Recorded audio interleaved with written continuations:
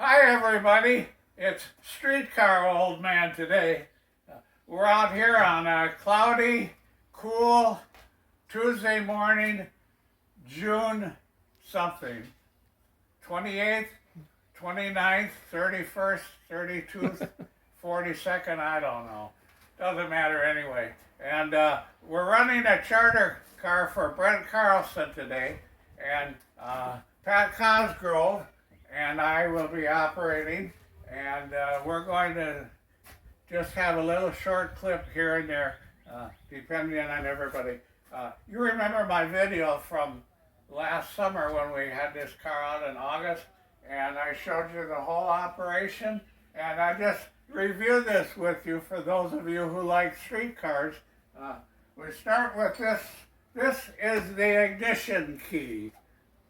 This operates the electric motors in forward or reverse.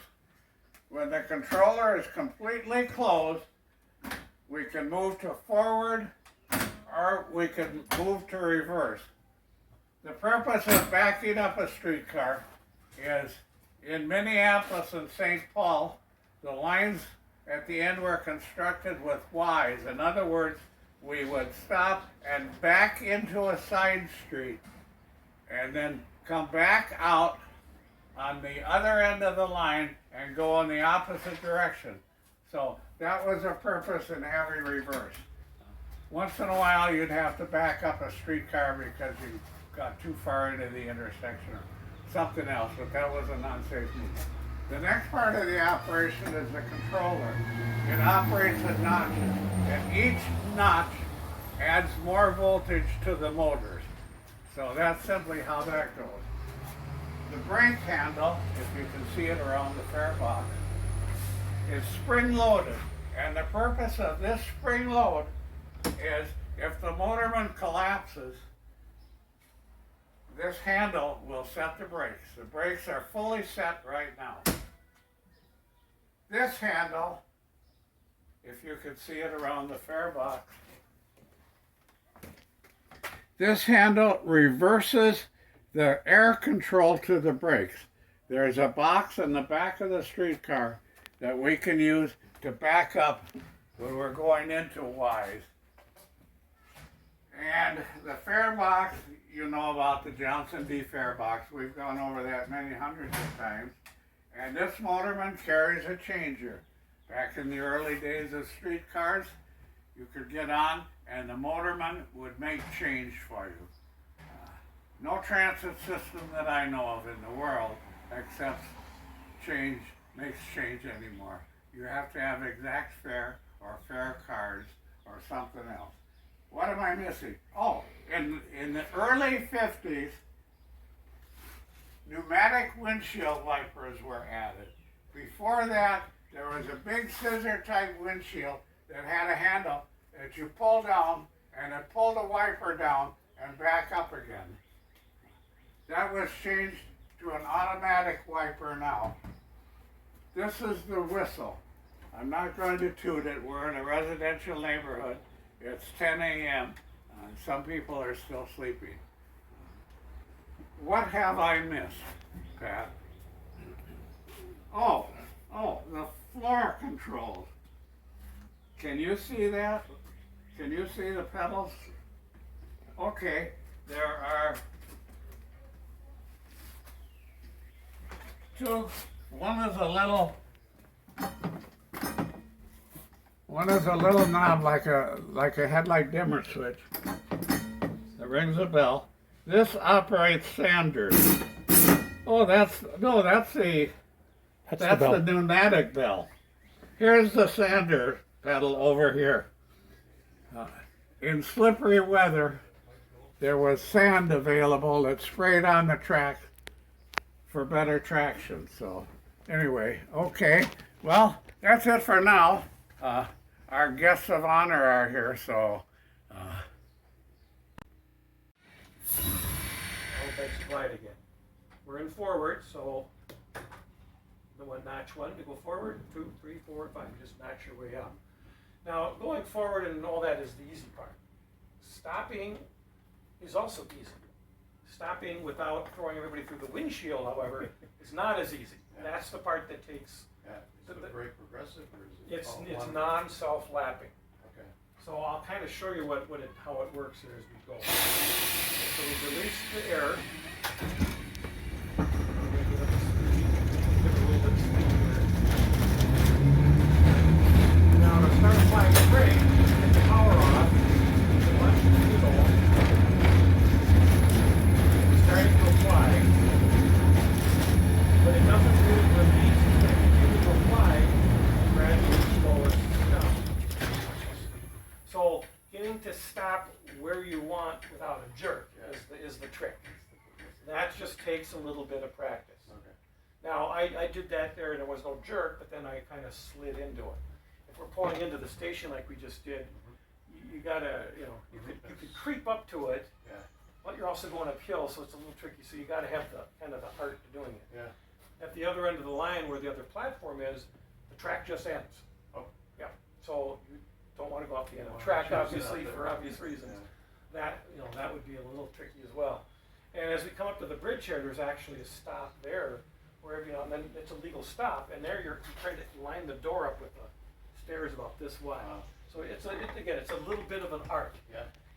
and that's what we have to train people on. So I'll do a couple more movements here, and kind of watch what I'm doing, Okay. and then you can take over. All right. So release, then when I set the bell in the go, start up. You don't want to slam it in there. You want to give it a little middle decrease. Go all the way to 5. You get up to about maybe 50 miles an hour. So before you start stopping, power.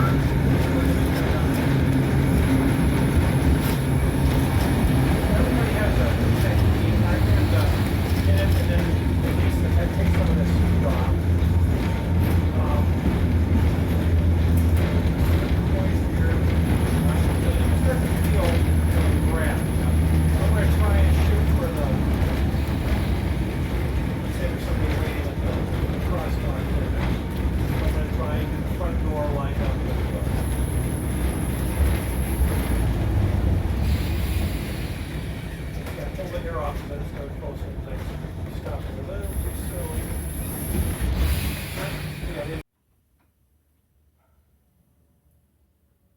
I see.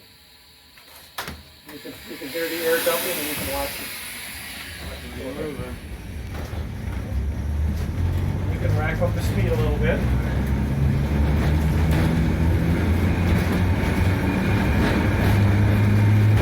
And then try to give it let's stop. Wherever you want to stop.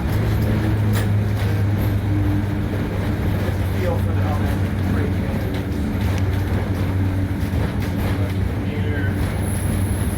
You also get a feel for the branch that needs to be trimmed.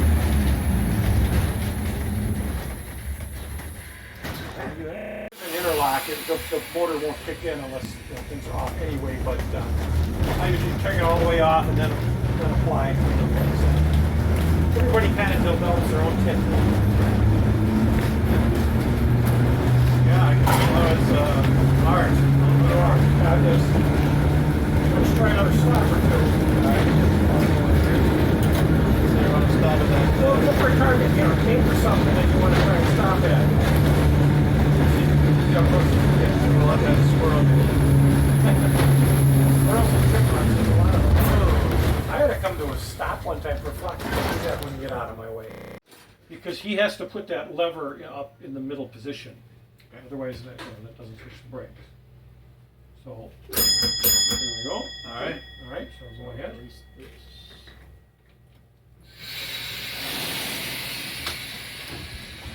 And then Get a little bit of speed up and then shut the motor off. And then quickly, slowly, just just enough to grab. Yep, we got him. So then you come right back off and go back on again. It's just to make sure that switch control works. Right.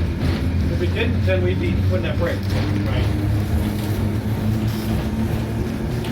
So, do what you want here. See if you can, let's see if you can stop at the sidewalk there. The overhead signs are. Do I need to cross here? No, we already passed it. We stopped before it. We didn't have to worry about it. All right, so this sidewalk. Yeah, Yeah, let's shoot for the sidewalk. Okay, it's a very little target, so probably the smallest target you have to shoot for in the whole thing. At either end, it's not easy. It's not bad because you got a lot of, wiggle room. Here, there's not a lot of wiggle room. Yeah, we're going way too fast to take it. Oh, there we go.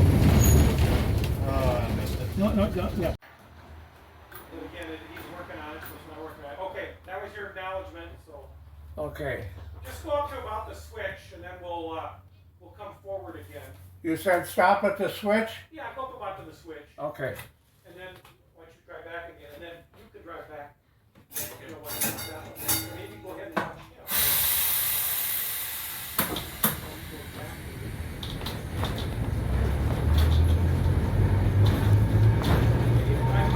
We're backing up now. The motorman sets a controller on the first notch, and all we do is switch the power on and off. So we're going to coast when we're backing up because the trolley wheel is being pushed instead of being pulled along the wire. So we don't want to go too fast and risk the wheel coming off the wire.